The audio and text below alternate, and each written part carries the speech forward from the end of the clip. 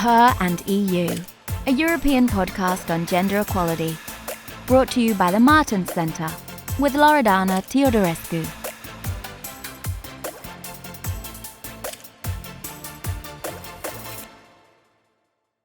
Hello, everybody, and welcome to this new episode of Her and EU, a podcast on gender equality and women's role in the society. I'm Loredana Teodorescu, and our special guest of today is Irene Fellin, NATO Secretary General's Special Representative for Women, Peace and Security. Irene, thank you so much for being with us. I had the pleasure to share with you an important part of your journey, and now I'm chairing the organization you founded, Wise Italy. So let me say that I'm particularly excited and honored to have this conversation. I would like to start with your own personal story. You have been engaged in gender issues for a long time in the international arena. Among your accomplishments, you were instrumental in establishing the Mediterranean Women Mediators Network, and you founded, as I was mentioning, the Italian chapter of Women in International Security. So looking back, what have been the ingredients of your success, and how being a woman working on gender-related issues has affected your career? I mean, was it ever an obstacle in some ways, or on the contrary, an advantage? Thank you, Loredana. First of all, let me thank you for inviting me to join this podcast today. I'm very happy to be here with you and to share some of my experience. And of course, what to say, yes, what was very important in my life, I think it was never accept things how they were coming. So always try to look forward and to exit my comfort zone. Life not always goes how we expect or plan. Sometimes I was challenging my professional role or my plans. And this is how then I decided to launch WISE, to change my career and to enter in the world of gender equality. Because at a certain point, I realized that as a woman, I had some limits. So I wanted to be part of this change in the world. And I think that as women, we all have a role to play in this. And this is only if we do this on an individual basis, and then if we find a network and we establish network and work in synergy, that collectively we will have an impact in the world. Now, asking me if I have to reflect as being a woman, if it has been difficult, this is a question that I always also make to other women, or it's often discussed in this field. And I believe in my personal experience, this is a bit different compared to other women working in the field of security and international relations or politics, because I decided to become a gender expert. I decided to work in the field of gender equality and security, which means that I reach now a very high level in this field. And I am considered very high in what I'm doing. But of course, I remain what we could call a niche, because I'm dealing with women's issues. And even now at NATO's level, I'm in the close circle, close to the Secretary General. I'm his special representative, so I can interact with the highest level of our politicians and the senior leadership. But I have the feeling that always, since I'm dealing with women's issues, those are considered less relevant compared to the hardcore issues. So I think there is still a long way to go to see this nexus between gender and security put at the center of the international security agenda. And still related to gender, women, and security, and of course to your work, my thoughts go to what is happening in these weeks in Ukraine, which remind us the importance of working all together for peace and security, and reminds also how women are disproportionately affected by conflicts. Can you tell us a little bit more about that, and how is the conflict impacting women? Yeah, thank you for the question, Loredana. It's very timely to talk about the gender perspective in the current war, as it always is. What you pointed out correctly is the core of the UNSCR 1325, the resolution that underpinned the Women, Peace and Security agenda that was adopted in the year 2000. The resolution aims at highlighting the differentiated impact that conflict have on men and women, and especially the key role that women can play when a conflict occurs in preventing, managing, and resolving the conflict itself. If we look at the current war in Ukraine, it is very clear that there is a strong gender dimension. Men between 18 and 16 years cannot leave the country. They are called to stay back and fight. And so the majority of the refugee, that it's now more than 3 million currently, and there is an expectation that this number will reach 5 million at least, are in majority women and children. If we look at what is happening, we saw that in the past 3 weeks already 4,600 women gave birth in very unhealthy and unsecure conditions. And the UN estimates that more than 80,000 women will give birth in the coming 3 months. This has a very high impact not only on the health conditions right now, but also on their possibility to breastfeed their children, because violence and shock and tension will have an impact on their milk production, so they will not be unable to breastfeed the children, and there is a lack and shortage of powder milk. So when we analyze conflicts with a gender impact, we have to bear in mind all these details, so to respond in the right way to the security needs. We saw also recently yesterday attack on the theater where children and women were trying to find a shelter. So what is going on is horrible, but at the same time, it's very important that we look at women not only from a victimization role, because they play different role in managing the crisis. And this is exactly what I was about to ask you. So what is the role Ukrainian women could play in this situation? I mean, if we look at what the media are telling us about the conflicts, we see many courageous women. However, there are no women at the negotiating tables, which we know happens, unfortunately, very often. So are women really absent, or are they, let's say, just invisible? Yeah, this was also my first reaction when I saw the picture about this initial negotiation. Of course, we can see that it's only a very limited number from both sides that are coming to the table. So this is not how normally proper peace negotiation take place, where the delegation are bigger and they are normally more inclusive. In this case, certainly women are absent, and as you pointed out correctly, this remains one of the major challenges when we talk about women participation in mediation and negotiation efforts. In this case, I know from my bilateral dialogues with Ukrainian politicians and also civil society that women are taking part in the managing the conflict also at high level. So I would say that they are more invisible than absent. If we look at the Ukrainian government, we see that 3 of the deputy prime minister are women, and they are playing important roles. They are also Minister for European Integration. They are also at the same time now coordinating the humanitarian aid. So they are really playing a close role, and they are part of the close circle of President Zelensky. But certainly they are absent from the dialogue official, yes, if we can call them this initial stage of the dialogue. But at the same time, as you said, they are playing a huge role on the media as a journalist, as reporting and informing the Western, the rest of the world, the global world of what is going on. And they are also very active at level of the civil society. But I would also say they are also fighting very hard. I know personally women who are part of the army in an official role right now.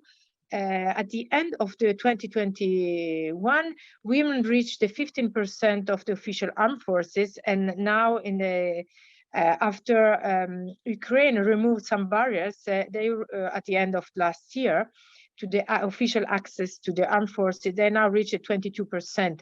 So just to give you an idea, Italy has 60.7% of female of women in the armed forces. So there is a big difference. And right now there is a even higher number of women who join the resistance. We don't have the figures yet, but we are trying to collect more of them. So they are really fighting for their countries and participating very actively. And you mentioned it already somehow, but I think it is really important to stress it in this context. So facing current global challenges, how women leadership can make the difference and be beneficial for peace and security. It is often said that women have a different vision compared to men. Men look at the security from a hard point of view, from a ceasefire, but they don't really look a medium or long term. Women have this different way of approaching problem, try to solve the question from the root causes. This kind of vision of peace, of culture of peace, is part of a vision that wants to establish long-lasting peace. We saw this also during the management of the COVID crisis, how the way in which Western society also were gender blind in their way of addressing problem had a big impact on the female population, or the possibility to participate in the workforces, of the lack of welfare system. The root causes is how the society are built, so it's still the problem of the patriarchal culture. I believe that if even in the Russian society, if we would have seen more women in the leadership role, I'm wondering if we were here today. So my point now is that even in my current role, I would like to find a way to bring women together from the two sides in a dialogue of peace. In war, from both sides, always women suffer a lot. We see now, we mention now the women in Ukraine, but I'm always thinking, when we look at this war, we know that this is Putin's war. This is what he wanted, and we have to think about the mothers, the sisters, the wives of the hundreds and thousands of Russian soldiers who were convinced to go in an exercise and then found themselves in war. I think that there would be a possibility to find a dialogue and a synergy and a solidarity between women from both sides. And this kind of dialogue would certainly help in building more peace. Clearly, inclusion of women at all levels is crucial and beneficial for all, as you highlighted very well. Still, women are highly underrepresented in peace and security. So why is this participation so low? And how can the international community help overcoming those obstacles? It remains low because at the end is a question of circles of power. I always say that I don't think that men do it on purpose, excluding women. It's a question that women are not in the right place when decisions are taken. So this is why also creating women's network is important, because this establish a different culture of leadership. But at the same time, what we need to avoid is to create echo chambers. So women's network are important because also for sharing experiences, to sometimes build more confidence. But at the same time, what women network need is to provide more possibility for women to be included in similar networks where decisions are taken. So it's to provide visibility to women, because in the end, what we need to do is to work in synergy, both men and women. We are not in competition, but we are there to work to complement each other. And with the different perspective we bring, we will certainly build a more peaceful and successful and sustainable society. And in this regard, let me go back to your role and your work. So what are you doing within NATO to promote the Women, Peace and Security agenda? The work that NATO undertook with the implementation of the Women, Peace and Security agenda started in 2007, when NATO adopted the first policy on WPS. Certainly when WPS and 1325 were adopted, so the agenda was developed, the idea was not that NATO was going to be an actor in its implementation. This is an agenda that was promoted by female civil society, and for, as we said, a culture of peace, not to make war safer for women, but to increase the contribution of women to make a world a safer place for the entire population. But we have to recognize that the need to defend our countries is still necessary, unfortunately. And we, in these days, we can really have the proof that this is unfortunately what we still need to do. So I think that the NATO took the right approach to integrate a gender perspective in all the business that we are doing.